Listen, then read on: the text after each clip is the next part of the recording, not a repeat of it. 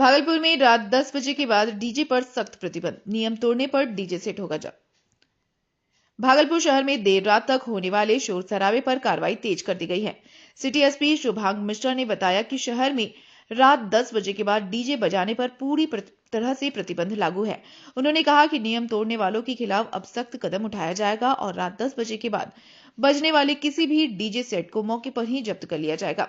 City SP ने यह भी जानकारी दी कि इस अभियान की शुरुआत हो चुकी है और पिछले कुछ दिनों में कई डीजे सेट जब्त करते हुए कार्रवाई की गई है। उन्होंने बताया कि शहर के सभी धर्मशाला और विवाह भवन संचालकों से शपथ पत्र भरवाया जा रहा है, जिसमें यह स्पष्ट किया गया है कि परिसर में शराब का सेवन नहीं होगा और रात 10 बजे के बाद किसी भी हालात में डीजे नहीं बजाया जाएगा। उन्होंने आम लोगों से भी अपील की है कि यदि उनके इलाके में रात 10 बजे के बाद डीजे बजता है तो वो तुरंत नजदीकी थाना को सूचना दें। पुलिस ने भरोसा दिलाया कि सूचना मिलते ही त्वरित कार्रवाई की जाएगी। भागलपुर से श्यामानंद सिंह की रिपोर्ट। पुलिस महानिरीक्षक महोदय के द्वारा भी निर्देश दिया गया है और हम लोग लगातार इस पर कार्रवाई भी कर रहे हैं। जो लगातार डीजे बज रहे हैं 10 बजे के बाद और जो भी उनकी लिमिट है उससे ज़्यादा बच रहे हैं, उस पर हम लोग कार्रवाई कर रहे हैं। पिछले 10 दिनों में इस संबंध में 5 केस दर्ज किए गए हैं। कल भी इस संबंध में बरारी थाना अंतर्गत 2 केस दर्ज किए गए हैं, जो कि केस नंबर 314-25 और 315-25 दर्ज किए गए हैं। इस संबंध में हम लोगों ने जो भी नगरीय क्षेत्र हैं वहाँ पर जितने भी होटल्स हैं जहाँ पर भी शादी विवाह समारोह के किए जाते हैं, वहाँ सभी से घोषणा पत्र भरवा रहे हैं कि वहाँ पर शराब का सेवन। मुर्शिदाबाद मामले पर अश्विनी चौबे का तीखा प्रहार, पश्चिम बंगाल में राष्ट्रपति शासन की मांग। भागलपुर पश्चिम बंगाल के मुर्शिदाबाद में टीएमसी के पूर्व नेता द्वारा बाबरी मस्जिद के नाम पर शिलान्यास किए जाने को लेकर सियासत तेज हो गई है। इस पूरे विवाद पर पूर्व केंद्रीय मंत्री अश्विनी कुमार चौबे ने कड़ा बयान देते हुए पश्चिम बंगाल में राष्ट्रपति शासन लगाने की मांग की। भागलपुर के सर्किट हाउस में प्रेस को संबोधित करते हुए चौबे ने कहा कि उन्हें मस्जिद से कोई आपत्ति नहीं, लेकिन विदेशी आक्रमणकारी बाबर के नाम पर मस्जिद का शिलान्यास करना देश की सनातन संस्कृति का अपमान है, जिसे हिंदुस्तान किसी भी कीमत पर स्वीकार नहीं करेगा। उन्होंने कहा कि ऐसी हरकत करने वालों पर राजद्रोह का मुकदमा दर्ज होना चाहिए। अश्विनी चौबे ने यह भी आरोप लगाया कि टीएमसी ने अपने विवादित नेता को केवल दिखावे के तौर पर पार्टी से निकाला है, जबकि वास्तविक कार्रवाई नहीं की गई है। उन्होंने कहा कि बंगाल में लगातार बढ़ रही अराजकता और सांप्रदायिक तनाव की स्थितियों को देखते हुए राष्ट्रपति शासन की जरूरत महसूस होती है। भागलपुर से श्यामानंद सिंह की रिपोर्ट। फिर से इस देश में कोई बाबरी मस्जिद नहीं बनेगा, कोई आक्रमणकारियों के नाम पर मस्जिद नहीं बनेगा। किसका मजाल कि इस देश में बाबरी मस्जिद फिर से बन जाए। केंद्र सरकार एक्शन लेगी, कभी नहीं बनेगा। एक्शन लेगी निश्चित रूप में। केंद्र सरकार से मैं आग्रह कर रहा हूं, राष्ट्रपति महोदय से भी और आदरणीय प्रधानमंत्री से, कि जिस प्रकार से सह दिया जा रहा है बंगाल की सरकार से, अविलंब बंगाल की सरकार को भी बर्खास्त करके राष्ट्रपति शासन लागू हो।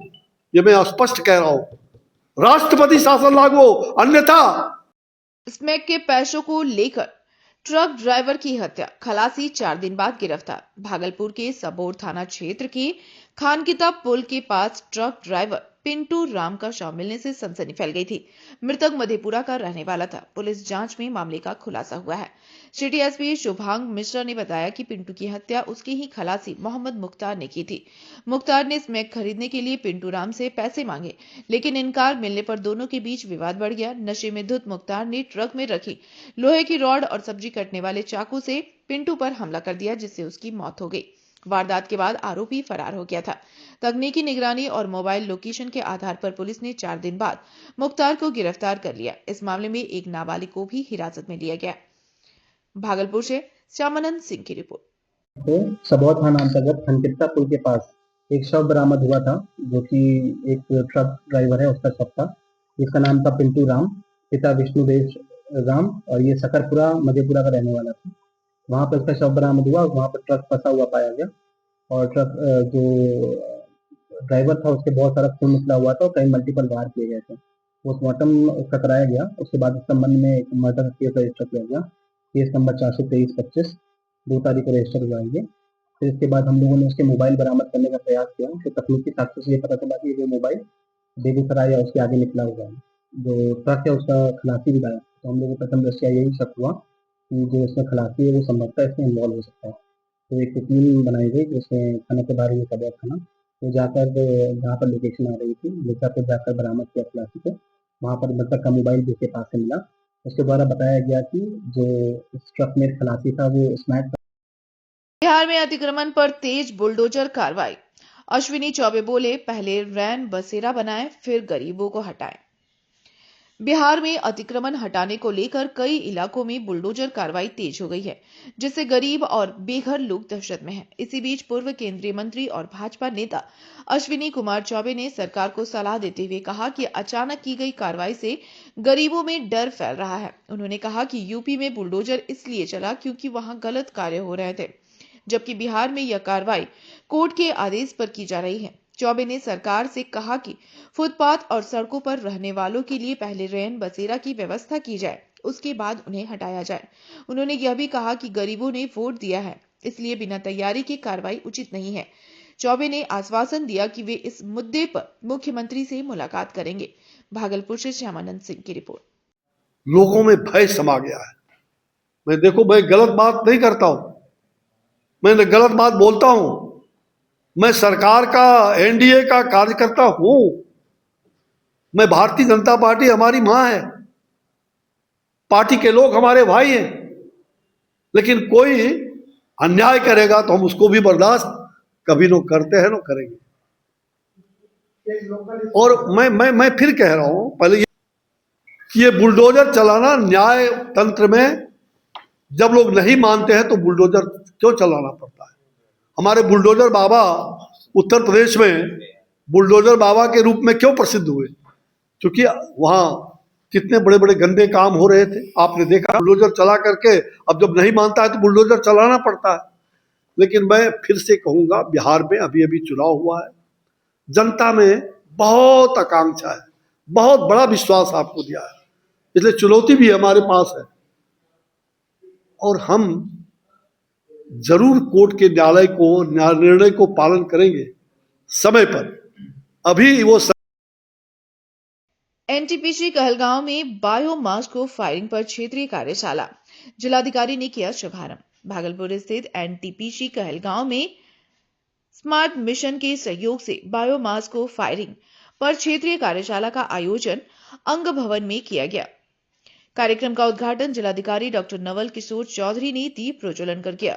कार्यशाला का उद्देश्य ताप विद्युत संयंत्रों में बायोमास के सब फायरिंग को प्रोत्साहन करना, फसल अवशेषों के वैज्ञानिक प्रबंधन को बढ़ावा देना और पराली जलाने की समस्या को कम करना है।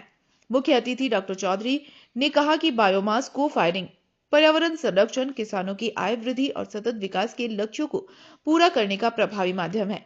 वीडियो कॉन्फ्रेंसिंग से स्मार्ट मिशन के मिशन निर्देशक रवि प्रकाश अग्रवाल और केंद्रीय विद्युत प्राधिकरण के उप निदेशक जितेश श्रीवास्तव ने तकनीकी मानकों और भविष्य की योजनाओं पर विस्तृत जानकारी दी।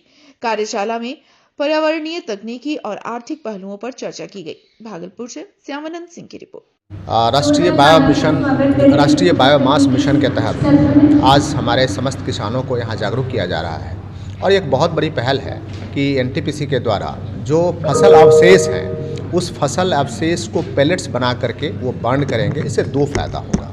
एक तो फसल अवशेष को हमारे किसान जो खेत में जलाते हैं, पूरा एनवायरनमेंट हमारा पॉल्यूट होता है। दूसरा जो कोयले का जो बर्निंग होता है एनटीपीसी में थर्मल पावर में, उसको भी हम धरती के अंदर से निकालते हैं तो जो हमारा फॉसिल फ्यूल है उसका भी बचाव होगा।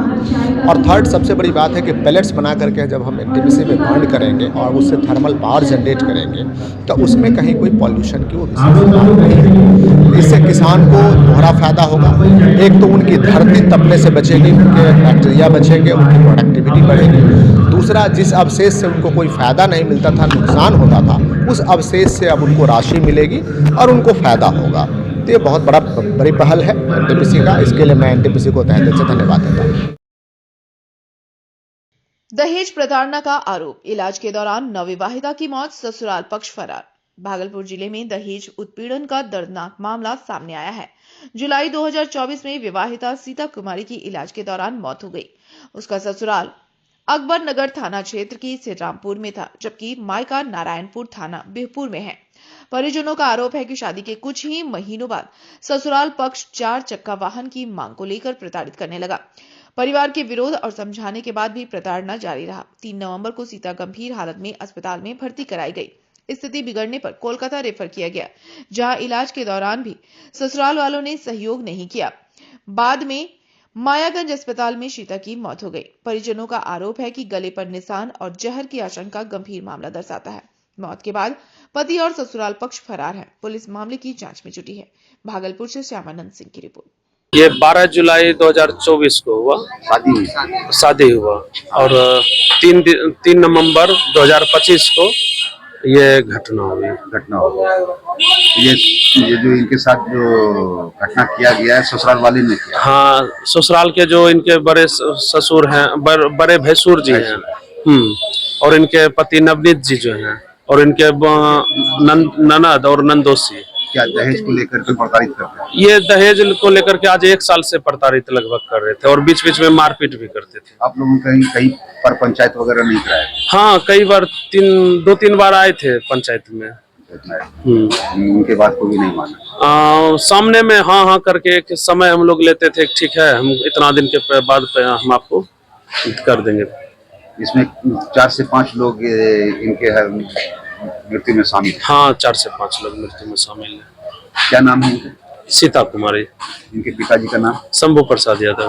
कितने भाई बहन हैं? 5 भाई बहन है। इनका घर कहाँ हुआ? नारायणपुर नैयर इनका। हाँ। ससुराल इनका कहाँ? ससुराल श्री रामपुर, अकबरनगर थाना। पति का नाम नवनीत कुमार है।